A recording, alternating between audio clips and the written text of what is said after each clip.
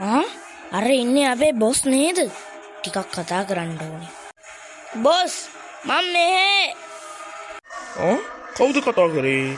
මට ඇහුණා මම කතා කරන්නේ. බොස් මේ මම මෙහෙ. මේ චන්ද්‍රපාලනේ.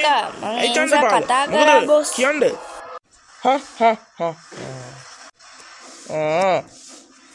ඉතින් මේ කොහේ යන ගමන්ද චන්ද්‍රපාල? බොස් මම මේ අර බොස් දුන්න වැඩේට බඩු ටික ගේන්න යන ගමන්. චන්ද්‍රපාල උනන්දුවෙන් වැඩ ටික කරනවනේ. හොඳයි.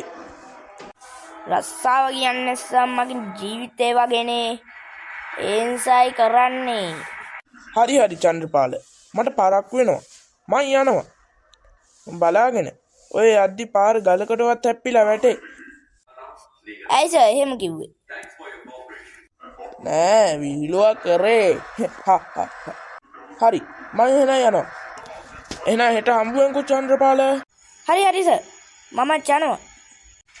අනේ මන්ද මොකක් කිව්වද කියලා හිතා ගන්න බෑ. අයියෝ සර් කිව්ව කතාව හරි මම වැටෙනවා. චන්ද්‍රපාල ඔය වැටුණා? මං කිව්ව විදිහම වැටුණානේ. නැගිටින් කෝ අදද? අම්මෝ චන්ද්‍රපාල මොනවද අද කෑවේ?